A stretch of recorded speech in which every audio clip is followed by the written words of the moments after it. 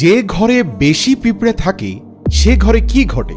প্রিয় দর্শক, যে ঘরে বেশি পরিমাণে পিঁপড়ের উৎপাত ঘটে এটা আসলে কিসের লক্ষণ আমরা অনেকেই জানি না। আমরা কিন্তু পিঁপড়ে দেখলে খুব পেরেশান হয়ে পড়ি আর নানা ধরনের ঔষধ ব্যবহার করি এদেরকে মারার জন্য।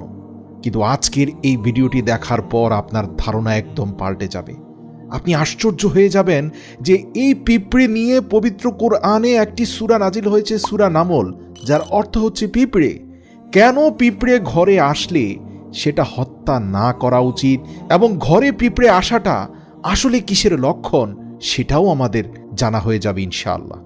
পিঁপড়ে কেন আল্লাহ পাকের কাছে স্পেশাল একটা প্রাণী তা হযরত সুলাইমান নবীর ঘটনা থেকে শুনে নিন। একদিন হযরত সুলাইমান আলাইহিস সালাম এক নদীর কিনারে বসে আল্লাহর ধ্যান এবং খেয়ালে মগ্ন হয়েছিলেন। আর তিনি সাথে সাথেই নদীর পাড়ে আল্লাহ তাআলার এক কুদরতের দৃশ্য দেখে অবাক হয়ে গেলেন। তিনি লক্ষ্য করলেন একটি পিঁপড়ে তার মুখে কিছুটা খাবার নিয়ে নদীর কিনারে যাচ্ছে।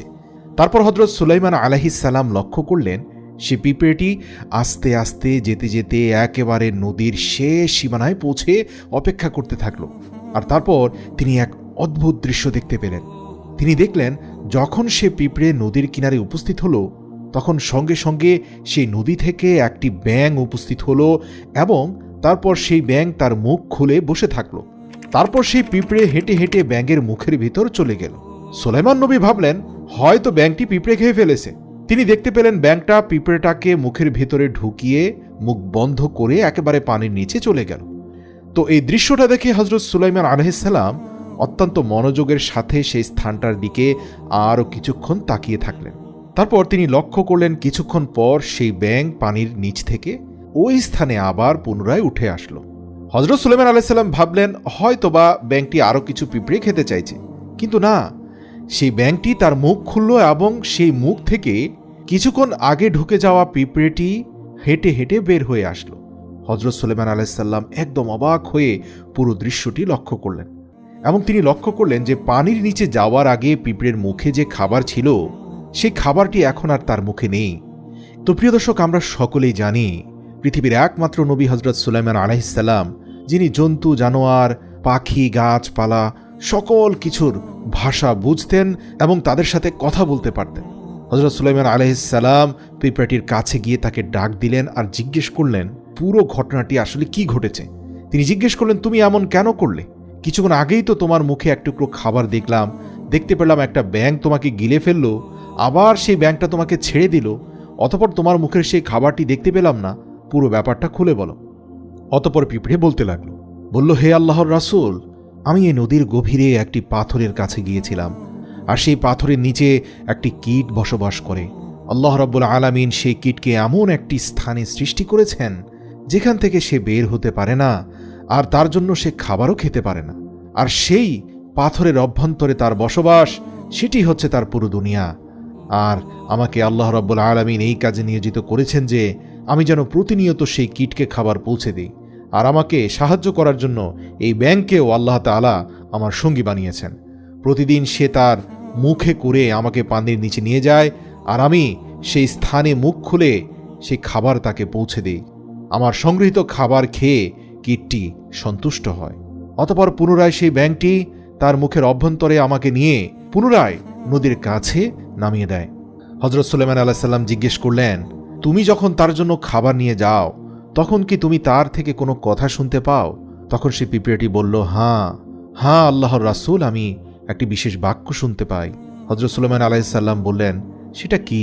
উত্তরে পিঁপড়ে বলল, সে বলে সেই দয়াময় মেহেরবান সকল রিজিকের মালিক আল্লাহ আমাকে এই সমুদ্রের নিচে ভুলে যাননি, তাহলে যাদেরকে মহান দয়াময় সর্বোৎকৃষ্ট করে সৃষ্টি করেছেন সেই ইনসানকে কিভাবে ভুলে যাবে? সুবহানাল্লাহ। তো এটি ছিল হযরত সুলাইমান আলাইহিস সালাম ও পিঁপড়ের ঘটনা। প্রিয় দর্শক, পবিত্র কোরআনে এই পিঁপড়ে সম্পর্কে আরও ঘটনা রয়েছে। হযরত সুলাইমান আলাইহিস সালাম একটি বাহিনী নিয়ে যাচ্ছিলেন, অতঃপর একটি পিঁপড়ে বলছিল হে পিঁপড়ে সকল নিজ গুহাতে ঢুকে পড়ো, কেননা সুলাইমান আলাইহিস সালামের যোদ্ধা বাহিনী এদিকে আসছে, না জানি তাদের পা তোমাদেরকে পিষে ফেলে। তো হযরত সুলাইমান আলাইহিস সালাম তার এই কথা শুনলেন এবং মুচকি হাসলেন এবং আল্লাহর শুকরিয়া আদায় করে বললেন হে আল্লাহ, আমাকে এই পিঁপড়ের ভাষা যখন বুঝতে দিয়েছেন, কাজেই আমাকে এতটুকু সক্ষমতা দিন যাতে আমি তাদের ব্যাপারেও সচেতন থাকি। প্রিয় দর্শক, এবার আমি আপনাদেরকে বলবো, যে ঘরে পিঁপড়ের আনাগোনা বন্ধ হয় না সেই ঘরে প্রচুর পরিমাণে রিজিক আসছে বলেই মনে করেন ইসলামিক বিশেষজ্ঞরা। আপনার ঘরে উপস্থিত থাকা পিঁপড়েরা আপনার জন্য কি সংকেত বহন করছে? ঘরে বেশি পিঁপড়ে দেখার মানে হচ্ছে রিজিকের সমৃদ্ধি হচ্ছে ইনশাআল্লাহ। কিন্তু আফসোসের বিষয় হচ্ছে আমাদের ঘরের এমন এমন স্থানে পিঁপড়ে থাকে যেখানে আসলে তাদেরকে না মারলেও হয়, কিন্তু আমরা তাদেরকে হত্যা করি, কীটনাশক দিয়ে ধ্বংস করে দেই। দেখুন, যে পর্যন্ত কোনো পিঁপড়ে আপনার ক্ষতির কারণ না হয় অথবা বিষাক্ত পিঁপড়ে আপনাকে কামড়ে না দেয়, সে পর্যন্ত আপনি তাদেরকে অযথাই বিরক্ত করবেন না। কারণ আপনার ঘরে প্রচুর পরিমাণে রিজিক আসছে। দলবদ্ধ অনেক প্রজাতির পিঁপড়ে আছে যারা কোনো ক্ষতি করছে না। তাদের রিজিকও আল্লাহ দিয়ে থাকেন, আপনার রিজিকও আল্লাহ দিয়ে থাকেন। পিঁপড়েদেরকে অযথা মর্মান্তিকভাবে হত্যা করা, কীটনাশক দিয়ে ধ্বংস করা উচিত নয়, যদি না তারা আপনার খাদ্যদ্রব্য বা গুরুত্বপূর্ণ আসবাবপত্রের ক্ষতি না করে। ইবনে আবি হাতিমে রয়েছে, একবার হযরত সুলাইমান আলাইহিস সালাম কিছু মানুষদের নিয়ে রাস্তা দিয়ে হেঁটে যাচ্ছিলেন। তারপর তিনি লক্ষ্য করলেন একটি পিঁপড়ে উল্টো হয়ে শুয়ে নিজের পাগুলোকে উপরের দিকে নাড়াচাড়া করছে, আর সে দোয়া করছিল, ইয়া রাব্বুল আলামিন, আমরাও তো আপনার মাখলুক, পানি বর্ষণের জন্য দোয়া করার অধিকার আমাদেরও আছে। যদি আপনি পানি না বর্ষণ করেন তাহলে আমরা নিঃশেষ হয়ে যাব। আর এই দোয়া শুনে হযরত সুলাইমান আলাইহিস সালাম মানুষদের সামনে ঘোষণা করলেন, শীঘ্রই তোমরা ফিরে চলো, কেননা অন্যজনের দোয়াতে তোমরা পানি পান করতে পারছো।